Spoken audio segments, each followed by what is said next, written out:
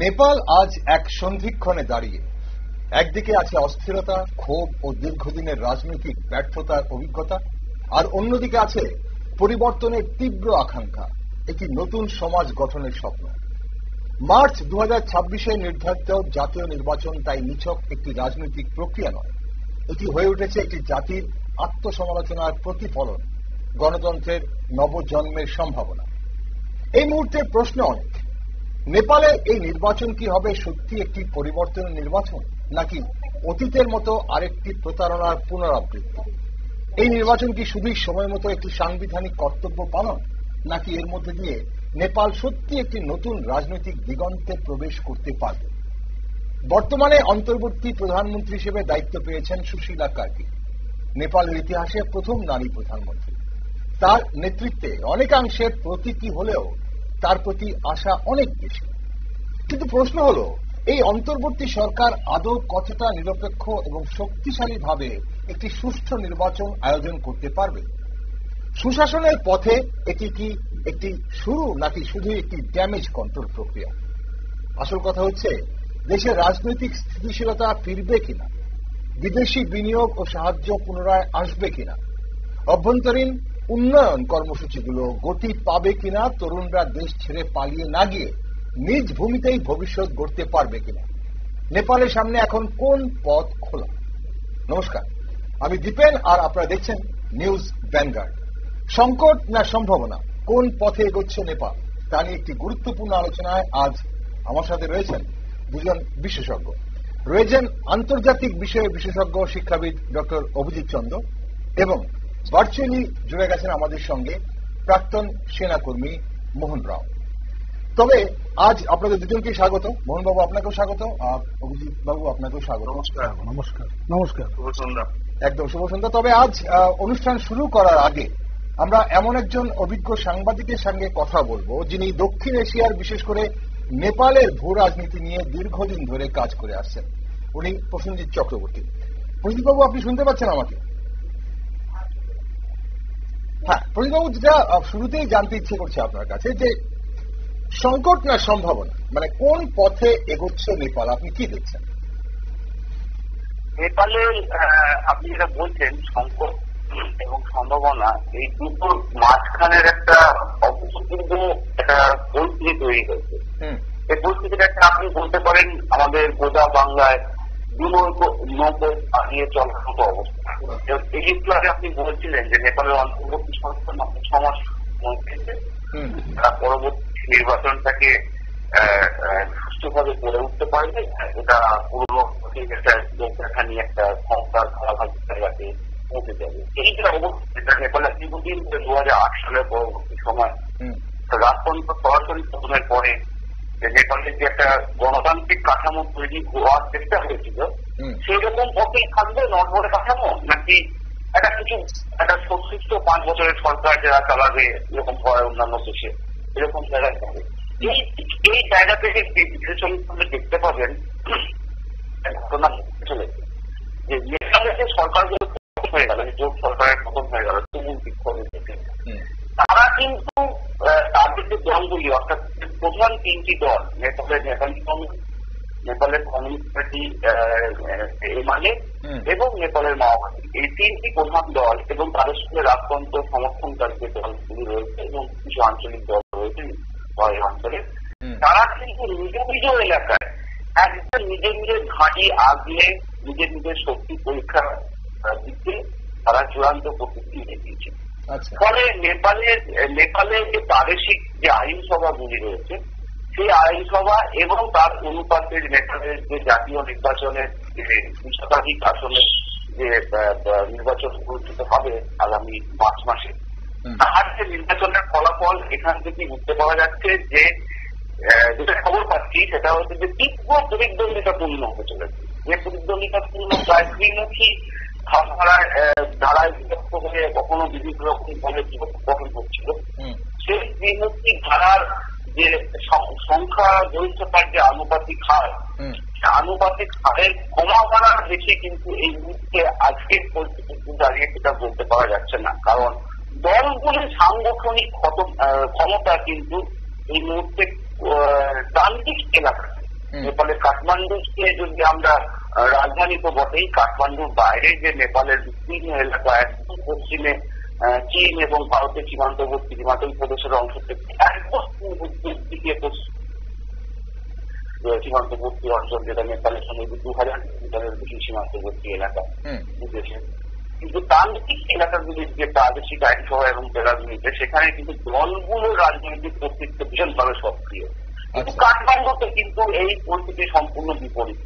সেখানে নেপালের নাগরিক সমাজ বা যেটা শহর কেন্দ্রিক রাজধানী কেন্দ্রিক নাগরিক সমাজ, সেখানে কিন্তু এই দলগুলি এই মুহূর্তে প্রায় নিষ্ক্রিয় হয়ে গেছে।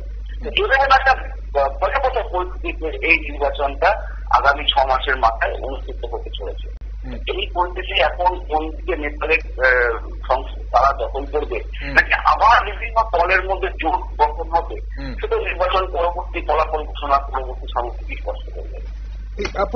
প্রণীতবাবু, এখানে একটা জিনিস আমাদের সামনে যেটা বারবার উঠে আসে যে গত বছর ঠিক 5ই আগস্টে আমাদের পার্শ্ববর্তী রাষ্ট্র বাংলাদেশে এই ধরনের একটা গণঅভ্যুত্থানের পর আমরা বারবার কিন্তু একটা মানে কোন জায়গায় একটা মিল খুঁজে পাওয়ার চেষ্টা করছি নেপালের সঙ্গে বাংলাদেশে যেটা দেখা গেছে ঠিক একইভাবে কি নেপালেও, যেহেতু যুব সমাজ এই গণঅভ্যুত্থানের পেছনে সবচেয়ে মূল ভূমিকা নিয়েছে, মূল চালিকা শক্তি ছিল, এখন তারা কি বাংলাদেশের এই গণতন্ত্র স্থাপনে কি ধরনের ভূমিকা নিতে পারে বলে আপনি মনে করেন? নেপালের যুব সমাজের যে আন্দোলন, সে আন্দোলন যে সংসদ ভবন পুড়িয়ে দিয়েছে, আর এখানেও দেখা গেছিল যে ঢাকাতে বাংলাদেশের জাতীয় সংসদ ভবনে আগুন ধরানো হয়েছে, লুটপাট হয়েছে। এটা একটা রাজনৈতিক গণবিক্ষোভের মুহূর্তের যে ক্ষোভের, মানুষের যে ক্ষোভের বহিঃপ্রকাশ, সেগুলো তাৎক্ষণিকভাবে যেরকম দেখা যায় সেগুলি হয়েছে। কারণ এই একই ঘটনা আমরা শ্রীলঙ্কাতেও দেখেছি, একই ঘটনা আমরা ইন্দোনেশিয়াতে দেখলাম সম্প্রতি, তারপর বিভিন্ন রকম আমাদের আশেপাশে একটি ছোট ছোট রাজ্যের দেশে এরকম ঘটনা ঘটেই চলেছে। একটা ঘটনার সঙ্গে আরেকটা ঘটনার মধ্যে পারস্পরিক একটা সম্পর্ক যোগসূত্র এই মুহূর্তে সব থেকে যেটা গুরুত্বপূর্ণ হয়েছে সামাজিক মাধ্যম। একটা দেশে কোনো একটা ঘটনা অন্য দেশের ক্ষেত্রে প্রভাব বিস্তার করছে, এবং সেটা ভারতবর্ষের ক্ষেত্রে আপনি দেখুন আগরতলার সংবাদ মাধ্যম এত বড় এত জনগোষ্ঠীর প্রতিনিধিত্ব করে থাকবে, তো সেই সেখানেও কি হয়েছিল ত্রিপুরাতে যখন 2000 বাম জমানার পতন হলো, তারপরে মানুষের ক্ষোভের বহিঃপ্রকাশ, রাজনৈতিক ক্ষোভের বহিঃপ্রকাশ গোটা বিশ্ব কেঁপে গেছিল। এটা বিশিষ্ট মানুষের মূর্তি ভেঙে দেওয়ার প্রতিবাদে আন্তর্জাতিক শোরগোলে পড়ে গেছিল। তো এই ঘটনাগুলো কিন্তু সামাজিক মাধ্যমে এমন ছড়িয়ে পড়ে যে এক জায়গা থেকে আরেক জায়গা, আরেক জায়গা থেকে আরেক জায়গা, এটা কিন্তু প্রভাব বিস্তার করে। এবং নেপালের গণতন্ত্র প্রতিষ্ঠা কি আদৌ বাংলাদেশে এবং নেপালে গণতন্ত্রের যে ধারাবাহিকতার ইতিহাস 1971 সাল থেকে 2025 সাল পর্যন্ত এবং নেপালে 2008 সাল থেকে 2025 সাল পর্যন্ত, এই যে সময়গুলোতে দেখা যাচ্ছে দুটো ব্যক্তি কিন্তু গণতন্ত্র বারে বারে সাময়িক কখনো অভ্যুত্থান হয়েছে, কখনো সরকার পতন হয়ে গেছে, কখনো গণবিক্ষোভে সরকার পতন হয়েছে, কখনো রাষ্ট্রপ্রধানরা খুন হয়েছেন, কখনো সেই দেশের জোট সরকার ক্ষমতায় এসেছে, কোথাও তত্ত্বাবধায়ক সরকার, কোথাও জোট সরকার ক্ষমতায় এসেছে।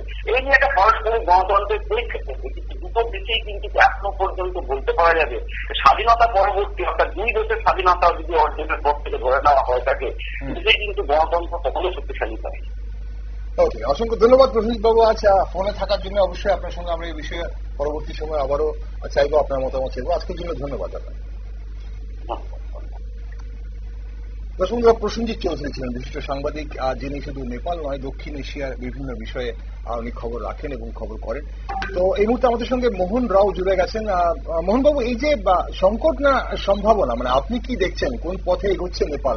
আমরা যেভাবে দেখলাম আমাদের শ্রীলঙ্কা বা বাংলাদেশের পর যেভাবে গণঅভ্যুত্থানে গণতন্ত্র মানে একটি রাষ্ট্র কিভাবে বিধ্বস্ত হয়ে গেল, এখন সেই জায়গায় দাঁড়িয়ে আগামী দিনে 6 মাস পরে নির্বাচন হবে, এখন কোন পথে যাচ্ছে নেপাল, আপনি কি মনে করেন? দেখুন, সর্বপ্রথম তো সংকট তো বটেই, কেন ভারতের পার্শ্ববর্তী যত দেশ আছে তার মধ্যে নেপাল একটা গুরুত্বপূর্ণ দেশ। তার সাথে সাথে আমরা গত বছর বাংলাদেশেও সেই উত্তাল পরিস্থিতি দেখেছি এবং শ্রীলঙ্কায় সেম পরিস্থিতি দেখেছি। আমি আমার মানে পার্সোনাল ওপিনিয়নে এর মধ্যে অবভিয়াসলি একটা ফরেন ইন্টারভেনশন তো রয়েছে, মানে আশেপাশে যত দেশগুলো আছে সেগুলোকে ডিস্টেবিলাইজ করলে তার ইম্প্যাক্ট কোনো না কোনো ভাবে একটা ভারতের উপরে পড়ার মানে সম্ভাবনা আছে।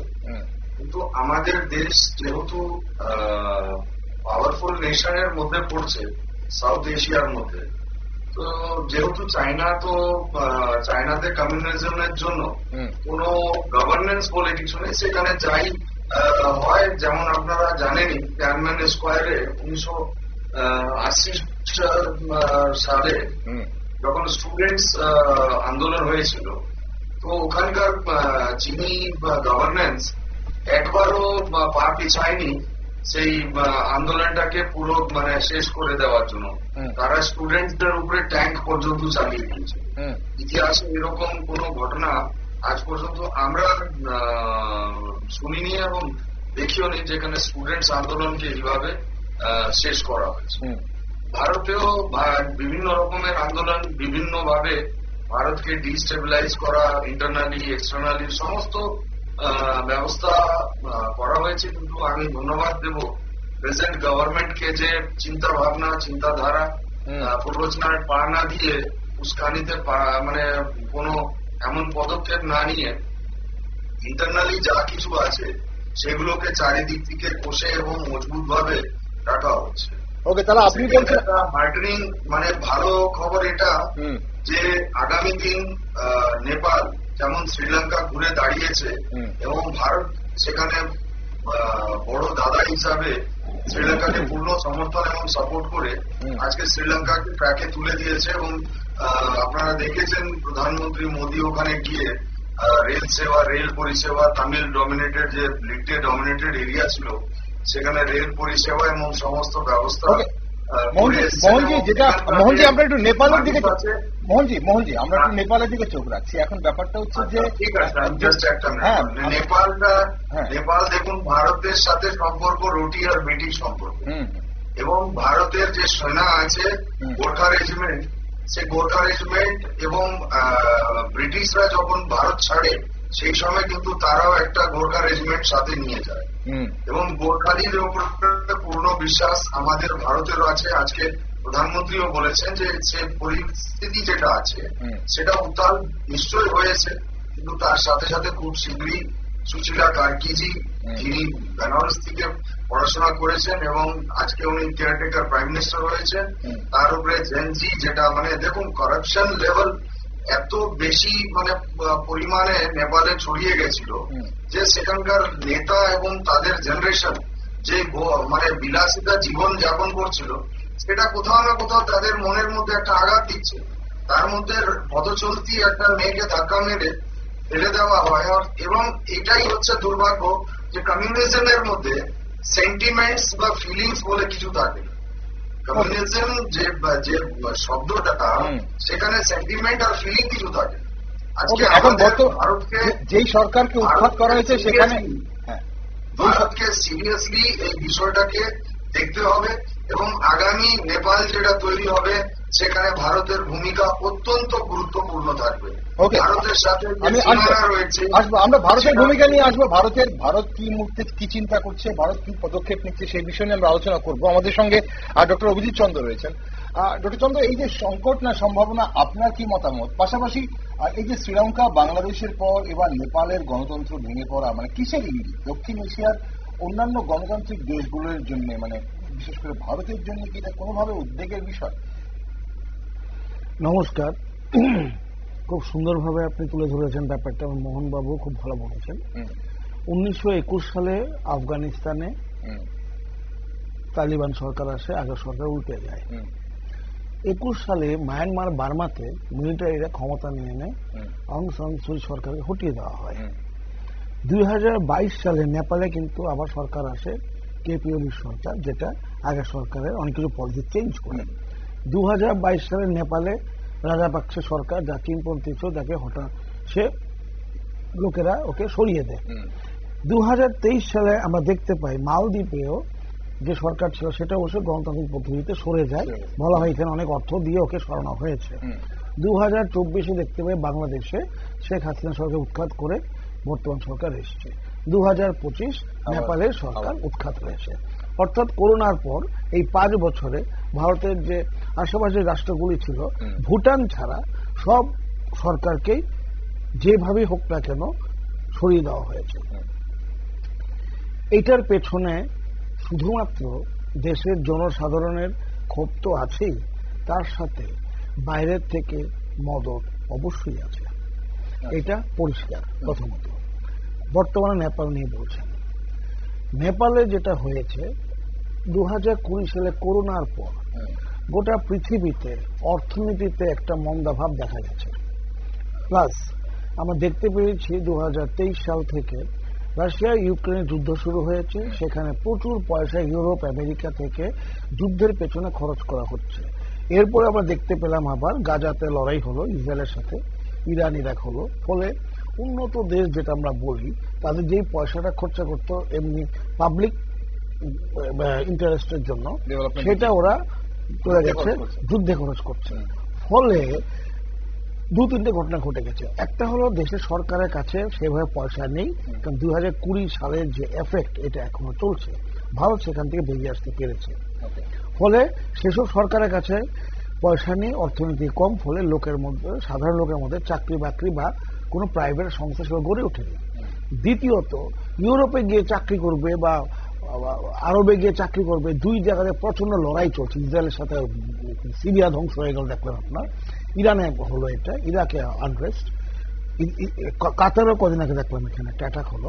ফলে ওই দেশগুলো তাদের পয়সাগুলোকে মিলিটারি খাতে খরচা করছে, ফলে সেইখানেও সাধারণ লোকের চাকরি বাকরি যে যাওয়ার পরিস্থিতি এটা অনেক কমে গেছে। ইউরোপে তো একদমই নেই। আমেরিকাতে ট্রাম্প আসবার পর সেখানেও মোটামুটি বাইরে থেকে নেওয়া বন্ধ করে দিয়েছে আমেরিকান ফার্স্ট পলিসিতে। ফলে ভারতবর্ষের চারদিকে যে দেশগুলো আছে সেখানে পপুলেশন প্রচুর আছে, কিন্তু তাদের হাতে কোনো কাজ নেই। ফলে তাদেরকে দিয়ে বিভিন্ন দেশ তাদের মতো করে সরকার পাল্টানোর চেষ্টা করছে। নেপাল হলো তার সাম্প্রতিকতম উদাহরণ। কেন হয়েছে এটাতে ভারতে হয়তো কিছু ফায়দা হবে। নেপালে যে কথাটা মোহনবাবু বললেন যে প্রচন্ড করাপশন চলছে, কোন চাকরি বাকরি নেই। ওদের যে চাকরি বাকরি করার দুটো প্রধান পথ ছিল, বাইরে গেছে এক ভারতবর্ষে, সেখানে মিলিটারি প্লাস ভারত নেপালের জন্য ওপেন বর্ডার রেখে দিয়েছিল, ওরা এসে কাজ করত। কিন্তু নেপালের সরকার আসবার পর ভারত কিছু কঠোর হয়েছে, ফলে সেভাবে আসতে পারছে না। দ্বিতীয়ত আমরা দেখতে পেলাম নেপাল প্রচুর নেপালি আরবে চাকরি করে ইউরোপে যায়, সেইখানেও বাজার মন্দা। কিন্তু সরকার কোনোভাবে এই জনসাধারণকে কোনোভাবে কোনো কাজ দিতে পারছে না।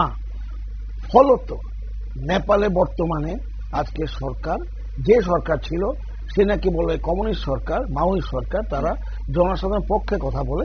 জনসাধারণের সবচেয়ে খারাপ অবস্থায় ছিল সাধারণ জনসাধারণ। একে সেইভাবে বাইরের থেকে মদত দিয়ে, যেটা মনে হচ্ছে ব্যক্তিগত, ওটাকে উপড়ে ফেলা হয়েছে। অর্থাৎ কোন সরকার গণতন্ত্রের পথে হোক, কমিউনিজমের পথে হোক, যেভাবে আসুক না কেন, দেখা গেছে এই তৃতীয় বিশ্বের দেশগুলোতে যদি আপনি সেভাবে চালাতে না পারেন। আরেকটা কথা বড় খুব প্রয়োজন, 2020 পরে হয়েছে কি, আমাদের সব বন্ধ ছিল সব, তখন ভারতবর্ষ তো পৃথিবীর সব দেশ সোশ্যাল মিডিয়ার জোর দিয়ে আমরা মোবাইলে ক্লাস করেছি, মোবাইলে বাধ্য হয়েছে আমরা করতে। মোটামুটি প্রায় সব দেশে মোবাইলটা, টিভিটা, রেডিওটা খুব ছড়িয়ে গেছে। ফলে এখন সহজে মানুষের মন নেগেটিভ, অর্থাৎ ক্রিয়েটেড স্টোরি, নেগেটিভ ক্রিয়েট করার চেষ্টা করে তাদের মনকে করে দিচ্ছে। ওদের ক্ষেত্রে রিজিম চেঞ্জ হয়েছে। ছোট রাষ্ট্র, ঢাকাতে একটা করবেন, বাংলাদেশ চেঞ্জ, কাঠমান্ডুতে করবেন, নেপাল চেঞ্জ, শ্রীলঙ্কাতে কলম্বোতে করবেন, শ্রীলঙ্কা চেঞ্জ। কিন্তু ভারতে করতে পারছে না কেন? ভারতের রিজিম ডিগ্রেডেশন করার চেষ্টা করছে। এইখানে দিল্লিতে করে পারবে না, বহুত বড় দেশ। এই জন্য মাঝে মাঝে সিএএ, আরসিআই, তারপরে ফার্মার প্রটেস্ট, বিভিন্ন নামে, এখন আবার শুরু হয়েছে নিকোবর দ্বীপপুঞ্জ নিয়ে, এখানে নিয়ে বিভিন্ন ছোট ছোট রাষ্ট্রগুলোতে ওরা রিজিম চেঞ্জ করে ফেলছে। কিন্তু ভারতের মতো রাষ্ট্রগুলোতে করতে পারছে না। সেখানে যেটা করছে রিজিমের ডিগ্রেডেশন, মানুষের মনে ভোট নিয়ে এইভাবে করার চেষ্টা করছে। কারণ বিদেশি শক্তির হাতে, বিদেশি শক্তির জন্য খুব সহজে, কারণ কি ফেসবুকে আপনি সঙ্গে সঙ্গে আপনাকে বাইরে থেকে আপনাকে যোগাযোগ করা যাচ্ছে। সোশ্যাল মিডিয়াকে ইউজ করে মানুষের মনটাকে সরকার বিরোধী ন্যারেটিভ তৈরি করার জন্য এবং খুব সহজে করা হয়েছে, এবং তার জন্য নেপাল সরকার এই সোশ্যাল মিডিয়া 26টা সোশ্যাল মিডিয়ার সাইটের উপর ব্যান করে, সেখান থেকে সূত্রপাত হয়। ওকে মোহনবাবু, এই যে আসল কথা হচ্ছে যে দেশের রাজনৈতিক স্থিতিশীলতা ফিরবে কিনা বা বিদেশি বিনিয়োগ ও সাহায্য পুনরায় আসবে কিনা, আভ্যন্তরীণ যে উন্নয়ন কর্মসূচিগুলো গতি পাবে কিনা, তরুণরা দেশ ছেড়ে পালিয়ে যাবে কিনা, নিজ ভূমিতে আবার থাকবে কিনা, নেপালের সামনে এখন এই পথগুলো কি খোলা আছে বলে মনে করেন? মানে এগুলো কি 6 মাস পর যে অন্তর্বর্তী সরকার যে নির্বাচনটা করাবে, সেই নির্বাচনে যেই জয়ী হয়ে আসুক তাদের সম্ভাবনা দেখছেন বেশি জয়ী হয়ে আসার? আর এখন নেপালি কংগ্রেস এবং পাশাপাশি যারা নেপালের কমিউনিস্ট পার্টি, নেপালের মাওয়িস্ট কমিউনিস্ট পার্টি, তারা ক্ষমতায় ছিল, এই জোট সরকার ক্ষমতায় ছিল, তাদেরকে এভাবে উৎখাত করা হয়েছে। তারা নেক্সট কে আসবে? যারা আসবে তারা এগুলো করতে পারবে তো? কি মনে করেন? দেখুন, আগামী দিন যে মানে সরকার যেই করুক না কেন বা যেই সরকার আসুক না কেন, আগামী দিন পরিস্থিতি তো একটা জটিল আছেই নেপালের ক্ষেত্রে। কারণ হচ্ছে নেপালকে আবার নতুন করে রিবিল্ডের রুগ্রুপ এবং রিগ্রো করতে হবে। তার কারণ হচ্ছে যে আন্দোলনটা হয়েছে বেসিক্যালি, দেখুন একটা হিমালয়ান কান্ট্রি, ওটা হিমালয়ের মানে কোলে বসার একটা দেশ, যেখানে চারিদিক থেকে মানে হিল লকড আছে, সেখানে ডেভেলপমেন্ট বলে কিছু বেশি কিছু থাকে না। ভারতের মানে রোল আছে সেখানে প্লে করা, ভারতকেই করতে হবে, কেন কি ভারতের রোল হচ্ছে ইম্পর্টেন্ট রোল এখানে। এবং আগামী দিন আমরা পূর্ণ বিশ্বাস যে আমাদের কেন্দ্র সরকার যেভাবে নেপালকে সহযোগিতা করে চলেছে, এবং বিগত যে ওলি সরকার, কেপি ওলি সরকার ভারতের বিরুদ্ধে যে পদক্ষেপগুলো নিয়েছিল, তারা জানে যে নেপালের নাগরিক ভারতে তাদের জীবনযাপন চলছে এবং ভারতে পণ্য দিয়ে তাদের মানে সংসার চলে ওখানে। সেখানে ভারতের বিরোধিতা করে নেপাল কোনোদিনও সার্ভাইভ করতে পারবে না, যেমন আজকে বাংলাদেশের পরিস্থিতি। সেই জায়গায় যেখানে নেপালের মানে যুবকরা ভারতীয় সেনাতে মানে লাগাতার চাকরি করছে, তারা আজও নেপালি ভারতে আছে, তারা কোনোদিনও চাইবে না যে নেপাল চায়নার কোলে গিয়ে বসুক। এবং এটাই একটা বড় একটা ষড়যন্ত্র ছিল যে কোনো না কোনো ভাবে নেপালকে চায়নার হাতে দিয়ে বেঁচে দেওয়া, এবং কেপি ওলি সরকার এটাই করেছে। আগামী দিন ভারতের যে পদক্ষেপগুলো এবং কড়া পদক্ষেপ এবং সহযোগিতার পদক্ষেপ, মাননীয় প্রধানমন্ত্রী যে কথাগুলো বলেছেন, যে উনি অত্যন্ত মানে একটা মানে গুরুত্বপূর্ণ কথাও বলেছেন, যারা আগুন দিয়েছে, যারা পুড়িয়েছে, যারা ধ্বংস করেছে, যে জেনারেশন নেক্সট, তারাই কিন্তু রিবিল্ড করা, রিপেইন্ট করা এবং ক্লিন করার কাজের মধ্যে নিজেকে নিয়োগ করেছে। আমরা এই পরিস্থিতি কিন্তু বাংলাদেশে দেখিনি। এখানে কোনো পুলিশ আধিকারিককে মেরে তাকে পোলে ঝোলানো হয়নি, হিংসা হয়েছে, ফায়ারিং হয়েছে, তার প্রতি উত্তরে যে হিংসা হয়েছে সেখানে কয়েকজন মারা গেছে, এটা অত্যন্ত দুঃখের খবর। কিন্তু এখানেও ইন্টারনাল দিকে এক্সটার্নাল স্যাবোটাজ এবং এক্সটার্নাল কনস্পিরেসি চূড়ান্ত পর্যায়ে। কেন কি আমার আগে যিনি বলছিলেন, তাদের নামটা ভুলে গেছি আমি, অভিজিৎ বাবু। তো হ্যাঁ, অভিজিৎ বাবু, অভিজিৎ দা, ও প্রদীপ দা আগে ছিলেন।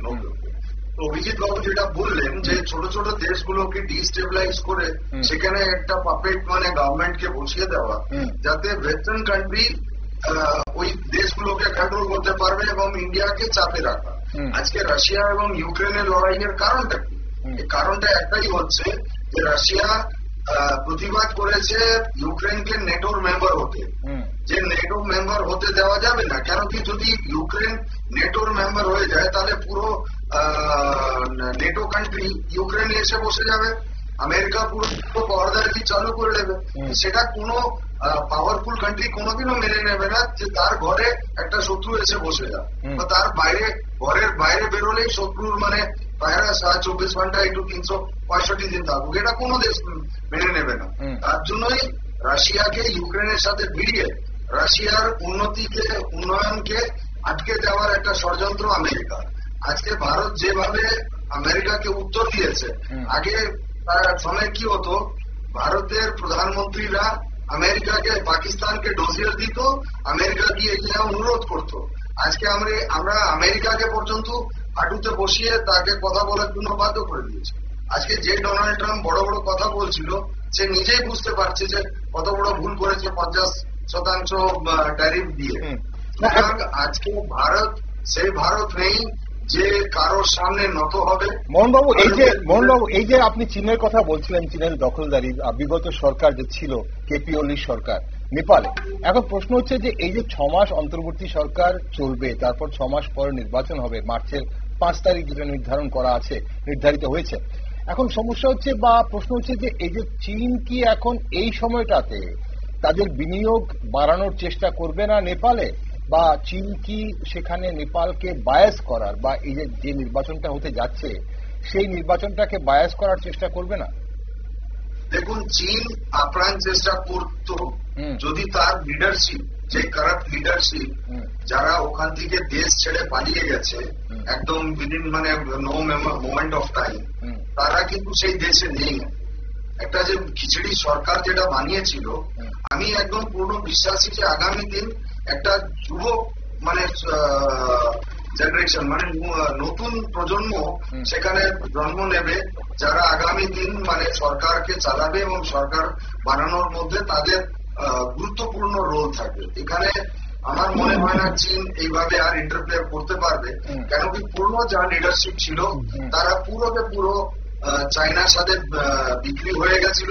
তাই তো তারা বিপুলে কালা পানি এবং রামের কোনো অস্তিত্ব নেই, এই কথাগুলো বলে একটা কন্ট্রোভার্সি ক্রিয়েট করা এবং ভারতের সীমানাকে না মানা, এই বিভিন্ন জায়গায় ইন্ডিয়ান ম্যাপকেও ডিস্টর্টেড ম্যাপ দেখানো, ভারতকে চায়নার কথায় উস্কানিমূলক কথা বলা, এই কেপি ওলি সরকারই করেছে। এর আগে কোন সরকার এরকম উত্তাল করা বা ডিস্টার্ব করা, ডিস্টেবলাইজিং করা কোনোদিনও নেপালের কোন লিডারশিপ বলেনি। আমরা এটুকু বিশ্বাস যে নেপালি মানুষ যারা আছে তারা সজাগ, সচেতন এবং রাষ্ট্রবাদী। তারা হিন্দু একটাই দেশ ছিল, সেই দেশটাকে ডেমোক্রেসি বলে সেখানকে রাজতন্ত্রকে শেষ করে গণতন্ত্র আনা হলো, কিন্তু গণতন্ত্রের মাধ্যমে কিন্তু সেখানে পুরো এখন ডেমোগ্রাফি চেঞ্জ হয়েছে। পুরো নেপাল এখন হটবেড হয়ে গেছে জঙ্গিদের জন্য। ভারতে ওখান থেকে জঙ্গিরা ঢুকছে। এখন আমার মনে হয় যে আগামী দিন বাধ্যতামূলকে ভারতকে নেপাল সীমাও কিন্তু বর্ডার যেভাবে অন্যান্য সীমাগুলো সিল করা হচ্ছে, ধীরে ধীরে এই বর্ডার গুলো সিল করতে হবে। আমি কিন্তু বলা যায় না কি হতে পারে। একদম মোহনবাবু, এটা খুব ইম্পর্টেন্ট একটা বিষয়। আমি এই বিষয়টা শেষ আলোচনা করব আপনাদের সঙ্গে, আপনার কাছে আসবো, কিন্তু তার আগে কিন্তু অভিজিৎ বাবুর কাছে যাই। অভিজিৎ বাবু, চীনের ব্যাপারটা, চীনের আগ্রাসন বলছে, যেটা বলছিলেন মোহনবাবু, আপনি কতটা সহমত যে এই 6 মাসে বা আগামী যে নির্বাচন হবে সেখানে চীনের হস্তক্ষেপটা বা চীন সেটাকে প্রভাবিত করার কতটা চেষ্টা করবে? এটা শুরু হয়েছে যে চীন যে উন্নতি করেছে, দেখবেন 90 সাল বা 80 সালের পর থেকে চীনের যে চারপাশে দেশগুলো ছিল সেগুলোকে কিন্তু কেউ উত্তক্ত করেনি, শান্তি। ভিয়েতনাম বলুন, ভারত বলুন, মায়ানমার বলুন, যে সরকারি থাকবে, north Korea, Soviet union, Russia. Bharat এখন রাইজ করছে। ভারতে যে অর্থনৈতিকভাবে রাইজ করছে, এখানে খুব দরকার ভারতের ভেতরে এবং ভারতের চারপাশে যাতে শান্তি বজায় থাকে। ভারতকে আশেপাশের দেশগুলোকে অস্থিতিশীল করে, দুঃখের ভাবে আমি বলি 21 থেকে 25 পর্যন্ত ভুটান ছাড়া সব সরকারকে অস্থিতিশীল করে দিয়েছে, করে ভারতকে বাধ্য করছে যে টাকাটা ভারত খরচ করত ট্রান্সপোর্টে, কমিউনিকেশনে, ডেভেলপমেন্টে, সেইখান থেকে তাকে বাধ্য করছে মিলিটারিতে খরচ করা করছে। এটা স্ট্র্যাটেজি। এখন চীন তো ছেড়ে দেবে না, কারণ চীন দেখতে পাচ্ছে আমেরিকার পর চীন সেকেন্ড, তৃতীয় এখন ভারত চলে এসছে। ফলে চীন চেষ্টা করবে অবশ্যই তার পন্থী কোন লোককে ভারতবর্ষে কোন জায়গায়, আশেপাশে জায়গায় বসিয়ে সেটা দিয়ে ভারতকে একটু বিপদগ্রস্ত করার। কিন্তু মনে রাখবেন একটা জিনিস, চীনের এখন যে অবস্থা, বিআরআই পাকিস্তানকে টাকা দেয়নি, পাকিস্তান বাধ্য হয়ে এখন গেছে ওয়ার্ল্ড ব্যাংকের কাছে, এশিয়ান ডেভেলপমেন্ট তাদের কাছে গেছে। চীনের কিন্তু এখন বিশাল বড় একটা মানে কি বলবো, দেখা গেছে অর্থনৈতিক ভাবে সেরকম আর ডেভেলপমেন্ট হচ্ছে না, তো তার সে টাকা ইনভেস্ট করবে সেই বরং টাকা চীন বার করতে পারছে না। তবে হ্যাঁ, ছোটখাটো পরিবর্তনের জন্য তো কয়েকশো কোটি টাকাই দরকার, কোন রক্ষের পরিবর্তন সে হয়তো সেটা করবে, কাকে দিয়ে করবে? নেপালের জনগণ যাদেরকে সরিয়েছে এটা সবাই জানে সেই সরকার চীনপন্থী, ফলে গণরোষ ওদের উপর ছিল, বকলমে চীনের উপরে ছিল। ফলে চীনের সাহায্যে কোন সরকার যদি আসে এই মুহূর্তে, মানে ওই দিন 2 or 3 মান্থ, সেটা জনসাধারণ কখনই মেনে নেবে না। 6 মাসে কি হয় দেখুন, নেপাল যেহেতু, নেপালের দুটো পার্ট আছে, একটা পাহাড়ি অঞ্চল উত্তর দিকে, দক্ষিণ দিকে, এবং মালয়েশিয়া অঞ্চল। মালয়েশিয়া অঞ্চলের লোকেরা কিন্তু অনেকটা ইউপি বিহারের মতো, ওইখানের সাথে এদের বিয়ে হয়। এরা প্রায় জনসাধারণ 30 to 40%, তারও বেশি। তারা প্রায় হিন্দিতে কথা বলে, ইউপি বিহারের সাথে একদম মিল আছে। ওরা কিন্তু ভারতকে খুব পছন্দ করে, ভারতপন্থী, ভারতকে খুব পছন্দ করে। সেই জন্য কোন সরকার যদি আসে এই মালয়েশিয়াকে যদি সঙ্গে রাখতে না পারে, সেই সরকার আসন পাবে না, এক কথায় শেষ। আবার পাহাড়ি জনপদ যাদের গোর্খা আছে, গোর্খার একটা বিরাট অংশ ভারতের বিভিন্ন মিলিটারি, সিআরপি, বিএসএফ এর চাকরি করে। ফলে ভারত যদি এদেরকে আবার সেই অফারগুলো দিতে শুরু করে, যেটা ওদের সরকার কেপে বন্ধ করে দিয়েছিল, ভারত তো ম্যাডাম কার্কিকে, শুভেচ্ছা মোদী আমাদের প্রাইম মিনিস্টার জানিয়েছে, তো ভারতের অনেক কিছু প্রজেক্ট বন্ধ ছিল, এইগুলো যদি ভারত শুরু করে দেয়, নেপাল যে আস্তে আস্তে করে স্থিরতা নিয়ে আসে, ভারত থেকে যেটা বলছিলেন মোহনবাবু, খাবার দাবার ওষুধ সব ভারত থেকেই যায়। চীনের ওদিকে তো তিব্বতের কোনো কিছু নেই, ড্রাই রিজিয়ন, অনেক দূরে চলে। সেখানে ভারতের ভূমিকা বিশাল। নেপালের এখন এই মুহূর্তে অন্তর্বর্তী সরকার এবং পরবর্তী নির্বাচিত সরকার যেই আসবে, তাদের প্রতিষ্ঠা পেতে ভারতের বিরাট বড় একটা ভূমিকা নিতে হবে, ভারত নেবেই। এখন প্রশ্ন যেটা মোহনবাবু বলছিলেন, আসবো আপনার কাছে, আমার অনুষ্ঠান সময় ফুরিয়ে যাচ্ছে। মোহনবাবু, এই যে আপনি বর্ডারের কথা বলছিলেন এবং এই মুহূর্তে বলছিলেন যে জঙ্গি কার্যকলাপ বাড়ার সম্ভাবনা আছে, এবং এটাও শোনা গেছে যে আইএসআই কিন্তু সেখানেও, নেপালেও যেমনটা বাংলাদেশে, ঠিক সেইভাবে নেপালেও অলরেডি তাদের কার্যকলাপ শুরু করেছে, এবং নেপালের যে এই পরিস্থিতি তৈরির পেছনে ভারতকে দায়ী করছে যারা। এখন দেশটির মানবিক সংকট ভারতীয় সীমান্ত অঞ্চলে কি ধরনের চাপ ফেলতে পারে বা প্রভাব ফেলতে পারে বলে আপনি মনে করেন? পাশাপাশি নিরাপত্তাজনিত ঝুঁকি কতটা হতে পারে? দেখুন, এটা তো বাস্তবিক যে একটা দেশ যদি পার্শ্ববর্তী, দেখুন আমরা সমাজে যখন যেখানে থাকি, যদি আমার পাশের বাড়িতে যদি আগুন ধরে, তাহলে আমার বাড়িটাকে তার কি পাবে না? নিশ্চয়ই পাবে। সিমিলারলি যখন একটা দেশের সাথে যেখানে সীমাটা লাগোয়া, আর সেই সীমাটা কোনো ফেন্সিং নেই, কোনো বর্ডারিং নেই, কোনো যেমন মানে অন্যান্য জায়গা যেমন ইসরায়েল থেকে ফ্যাসিলিটি নিয়ে আমরা এখন পাকিস্তানের বর্ডারটাকে সিল করছি, সেই পরিস্থিতি আমরা এখানেও করতে পারিনি এখনো, এবং তারের বেড়া পর্যন্ত আমরা দিতে পারিনি। কেন আমাদের যেমন বলে না যে অভিজিৎদা যেটা বলছিলেন মাদেশি গুলো, তো আমাদের নেপালের সাথে রুটি আর বেটি সম্পর্ক আছে। জনকপুর যেটা আছে সেখানে তো মা সীতার জন্ম, আর প্রভু রামের সাথে ওনার বিয়েটা ভারতে হয়েছে। সুতরাং এই যে সম্পর্কটা, এই সম্পর্কটা কিন্তু অভিন্ন, এটা বিচ্ছিন্ন করা যাবে না।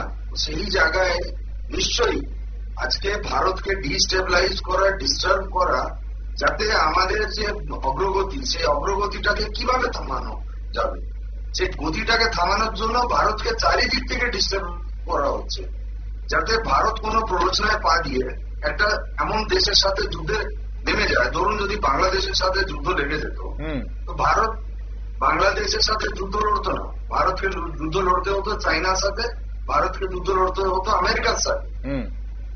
ডাইরেক্ট তারা এখানে এসে দাদাগিরি চালু করে দিত। সেই জায়গায় ভারতে যদি যে কোনো একটা ড্যামেজ হলে, আমাদের তো সব দিক থেকেই ড্যামেজ না, একটা পথে যখন আমরা এগিয়ে যাচ্ছি, তো আমার ডেভেলপমেন্টাল কস্ট গুলো তো সব লড়াইয়ের মধ্যে চলে যাবে। যেমন আজকে ইউক্রেনের মতন দেশ রাশিয়ার সাথে 2 বছর লড়ছে, কোথা থেকে সে সাহস পাচ্ছে? সে টাকাটা পুরো নেটো আমেরিকা দিচ্ছে বলেই আজকে রাশিয়াকে এতভাবে ক্ষতিগ্রস্ত করে। আমরা বাংলাদেশে যখন এই ধরনের অভ্যুত্থান হয়েছিল, এবং বাংলাদেশে আমরা দেখেছি মোহাম্মদ ইউনূস এবং ওনার যে বিভিন্ন উপদেষ্টারা চিকেন নেক নিয়ে অনেক কথা বলেছিলেন। এখন বর্তমানে এই নেপালের এই পরিস্থিতি হওয়ার পর এবং বাংলাদেশে এই ধরনের ঘটনা হওয়ার পর দুটো দেশেই অন্তর্বর্তী সরকার চলছে, চিকেন নেক নিয়ে আমাদের কি কোনো ধরনের উদ্বেগ হওয়ার কোনো প্রয়োজন আছে আমাদের? দেখুন, সেটা একটা গুরুত্বপূর্ণ জায়গা যেখান থেকে খুব বেশি মানে সেই করিডোরের সাইজও বড় না, কিন্তু সেই জায়গাতে জঙ্গিরা অনেক কিছু কার্যকলাপ চালানোর চেষ্টা করছে। এবং আমাদের যে নেতৃত্ব আছে এবং সেনাকর্তা যে মানে সিরিয়াস আছেন, এবং আগামী দিন কলকাতাতে জয়েন্ট কম্বাইন্ড কমান্ডার্স কনফারেন্সও হচ্ছে, ইস্টার্ন রিজনে প্রথমবার এই জয়েন্ট কম্বাইন্ড কনফারেন্স হচ্ছে। তো অবভিয়াসলি এই জিনিসটাও তাদের মাথায় আছে যে আগামী দিন আমাদের যে মানে ডিস্টারবেন্সটা কোথা থেকে হতে পারে। ইস্টার্ন রিজন হচ্ছে সব থেকে ডিস্টার্ব হওয়ার জায়গা, ভলাটিলিটি খুব বেশি, যার জন্য কেন্দ্রের মানে যে সিদ্ধান্ত লুক ইস্ট পলিসি যেটা চালু হয়েছে, যেখানে আজকে সমস্ত যখন একটা উন্নয়ন আসবে, মানুষের কাছে খাওয়া পড়ার যখন টাকা জুটবে, সে অবভিয়াসলি পাথর ছোড়ার রাস্তাটা বা গুলি বন্দুক ধরা সাহসটা করবে না। কেন জানে যে সেনাকে এখন পুরো আদেশ আছে যে জঙ্গি কার্যকলাপ যেখানেই হবে সেখানে শুট এট সাইট আছে। সুতরাং এখন আর সে ক্ষমতা রেড মানে রেড টেরোরিজম যেটা ছিল, যে আমাদের মানে মাওবাদীদের যে সন্ত্রাস ছিল সারা ভারতবর্ষ জুড়িয়ে, সেটা পুরো প্রায় শেষের দিকে। তার টপ কমান্ডার্স গুলোকে একদম মাটিতে পুঁতে দেওয়া হয়েছে। আমাদের লিডারশিপকে আমরা ভরসা করব এবং নেপালের সাথে যে সম্পর্ক আগামী দিন আরো মজবুত হবে এবং আবার নেপাল হিন্দু রাষ্ট্র ঘোষিত হবে, নেপালে একটা মজবুত একটা মানে গভর্নমেন্ট তৈরি হবে এবং ভারতের সেখানে ভূমিকা যেটা কেপি ওলির সময় একদম মানে নিম্ন স্তরে নেমে গেছিল, সেটা আবার গড়ে উঠবে এবং ভারত একটা বড় ভাই হিসাবে, দাদা হিসাবে রোলটা প্লে করবে, এটা আমার পুরো বিশ্বাস। ওকে, ধন্যবাদ মোহন বাবু আপনাকে। আর অভিজিৎ, আপনার কি মনে হয় একই বিষয়ে, এই যে বলা হচ্ছে যে আমাদের চিকেন নেক, এটা নিয়ে একটা চিন্তার বিষয় ছিল, বারবার মোহাম্মদ ইউনূস এবং ওনার অন্তর্বর্তী সরকারের বিভিন্ন উপদেষ্টাদের কণ্ঠে আমরা শুনেছি, বাংলাদেশের কণ্ঠে। এবার নেপাল এই ধরনের পরিবেশে যাওয়ার পর, পরিস্থিতি হওয়ার পর আমাদের সীমান্তবর্তী সুরক্ষা বা নিরাপত্তা কতটা আর সমস্যা হতে পারে, এই ব্যাপার নিয়ে হয়তো বা অনেক কিছু ভেবেছিল। অপারেশন সিন্দুরের পর সেই সম্ভাবনা কেউ দেখছে না, সবকি চুপসে গেছে। চুপসে গেছে কি, যাদের কথা বললেন নেপাল এবং বাংলাদেশ, ভারতের পেছনে লাগতে যায়, পাকিস্তানকে 96 আওয়ার্সে পাকিস্তানকে নতজানু করেছে, 100 ঘন্টা লাগেনি, 97 ঘন্টাতে পাকিস্তানকে নতজানু করেছে। এদেরকে দুজনকে তো 10 ঘন্টায় নতজানু করে দেবে, ঘন্টার ব্যাপার তো এখানে তো আপনার মাসের ব্যাপার না। ফলে যারা ভেবেছে ভারতকে বাংলাদেশ বা নেপালকে দিয়ে করাবে, পাকিস্তান থেকে ওরা শিক্ষা নিয়ে নিয়েছে যে পাকিস্তানকে 100 ঘন্টা লাগেনি, 72 ঘন্টা, আমরা আইসিইউ বলি না, আইসিইউ 72 ঘন্টা থাকে, একটু বেশি লেগেছে, 100 ঘন্টা 97 আওয়ার্স লেগেছে ভারতের। আর এই দুই দেশ যদি কিছু করার চেষ্টা করে, অন্তত চিকেন নেকে ভারতের বিরুদ্ধে, ওরা তো 24 আওয়ার্স লাগার কথা না, অন্তত ভারতের যা ক্ষমতা আর্থিক, সামরিক এবং সব দিক দিয়ে। এই মুহূর্তে তাহলে এই যে মানব সংকট বা সেখান থেকে যেটা মোহনবাবু বলছিলেন যে এখন যারা উগ্রপন্থায় বা এই যে নিরাপত্তা একটা হুমকির মুখে পড়তেও পারে, এই জায়গা থেকে এখন নেপাল থেকে জঙ্গিরা এই পাশে আসতে পারে, চোরাচালান বাড়তে পারে, অস্ত্র চালান বাড়তে পারে নেপালের এই পরিস্থিতি নিয়ে। এখন অন্তর্বর্তী সরকার, বাংলাদেশের অন্তর্বর্তী সরকার আমরা দেখলাম এখন সুশীলাজির এখানকার কেজির অন্তর্বর্তী সরকার কতটা সেটাকে করতে পারবে? দেখুন, জঙ্গি কার্যকলাপ মানে বন্ধ করা সম্ভব না, কারণ যদি আমাদের মধ্যে মানে শিক্ষা এবং অর্থনৈতিক শক্তিশালী না হয়। নেপাল এবং বাংলাদেশে একটা বৃহৎ সংখ্যক লোক, বিশেষ করে মানে ইয়াং জেনারেশন, তাদের হাতে কিছু করার নেই, ফলে তাদের সহজেই প্রলুব্ধ করা যায়। নেপাল সময় দুটো কথা বলে রাখি, নেপালের যে মেইন মন্দির পশুপতিনাথ, এবং যাদের গোর্খা বলা হয়, যারা নাকি মিলিটারিতে খুবই দক্ষ, গোর্খারা কিন্তু গোরখনাথ থেকে গোর্খা এসছে।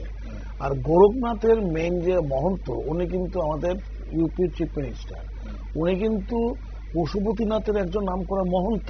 উনাকে নেপালিরা সাধারণত গোর্খালীরা ওরা কিন্তু গোরখনাথের শিষ্য, আর গোরখনাথের মন্দির কিন্তু ভারতবর্ষে গোরখপুরে, সেখানে যে প্রধানতম মহন্ত উনি বর্তমানে ইউপির চিফ মিনিস্টার। ফলে উনি কিন্তু উনার পজিশন থেকে নেপালে কিন্তু একজন মানে কি বলবো ভগবানের মর্যাদা পান। ফলে ভারতের সাথে নেপালের অনেক বড় সম্পর্ক। গৌতম বুদ্ধ নেপালে জন্মেছিলেন, কিন্তু উনি সাধনা সিদ্ধলাভ করেছেন আমাদের বিহারে, আবার বৌদ্ধ গয়াতে। ফলে যে উগ্রপন্থার কথা ভারতের সাথে নেপাল দু ধরনের উগ্রপন্থা ভারতকে বিপদ করতো। একটা হলো গিয়ে উগ্র মাওয়িস্ট আর একটা ইসলামিক, যারা এখন আস্তে আস্তে করে নেপালের কিন্তু ভারতের বর্ডারে প্রচুর গড়ে ওঠে, প্রচুর মাদ্রাসা বা মাদ্রাসা গড়ে ওঠা কোনো ব্যাপার না। প্রচন্ড কারা তৈরি করছে, কি উদ্দেশ্য তৈরি করছে, প্রচুর ভাবে জনসাধারণ ধর্ম পরিবর্তন হচ্ছে, বাইরে থেকে লোক বাংলাদেশে ঢুকছে। এই জিনিসগুলো কিন্তু ভারতের দিকেও হচ্ছে। এখন টেররিজম থ্রেট কি এই দুটো থেকেই আসবে সাধারণত। নেপালে যে মূল জনসাধারণ তারা কিন্তু ভারতের প্রতি অসম্ভব সংবেদনশীল। ভারতে তার চিকিৎসা করতে বাংলাদেশের সাধারণ লোকের মতো চিকিৎসা করতে ধর্মীয় ভাবে কাজের সূত্রে কিন্তু আসে। ফলে নেপালের সাথে ভারতের যে সম্পর্ক সেটা কোনোভাবেই কোনো রাষ্ট্র কেপি ওলি কেন যেই আসুক সেটা বন্ধ করতে পারবে না। কিছুদিনের জন্য হয়তো সম্পর্ক খারাপ করতে পারে রাজনৈতিক ভাবে, কমন পিপল যে বেটি এবং রুটি যেটা বলা হয় এই সম্পর্ক নষ্ট হবে না। আর আপনার চিকেন নেক নিয়ে আশা করি অপারেশন সিন্দুরের পর বাংলাদেশ বা নেপাল কেউ যেই সরকারি থাকুক না কেন তারা ভালোভাবে জানে তার পরিণতি কি হতে পারে। অসংখ্য ধন্যবাদ অজিত বাবুর সঙ্গে থাকার জন্য। আচ্ছা, মোহনবাবু ছিলেন আমাদের সঙ্গে, ধন্যবাদ মোহনবাবু আপনাকে আর একবার। শুভরাত্রি। বর্তমান পরিস্থিতি যাই হোক, একটি সুষ্ঠু ও বিশ্বাসযোগ্য নির্বাচন হলে নেপাল প্রমাণ করতে পারবে যে আন্দোলন শুরু ধ্বংস নয়, নির্মাণও করতে পারে। আর যদি নির্বাচন নিয়ে প্রশ্ন ওঠে, যদি দলীয় স্বার্থ, দুর্নীতি বা কারচুপির অভিযোগ ওঠে, তবে গণতন্ত্রের প্রতি বিশ্বাসের যে শেষ রেখাটা আছে সেটিও হয়তো হারিয়ে যাবে নেপালে। তাই কোন পথে এগোচ্ছে নেপাল তার সময় বলবে। আমরা চোখ রাখছি সেদিকে, আর আপনারা সব খবরের জন্য চোখ রাখুন শুধুমাত্র নিউজ ভ্যানগার্ডে।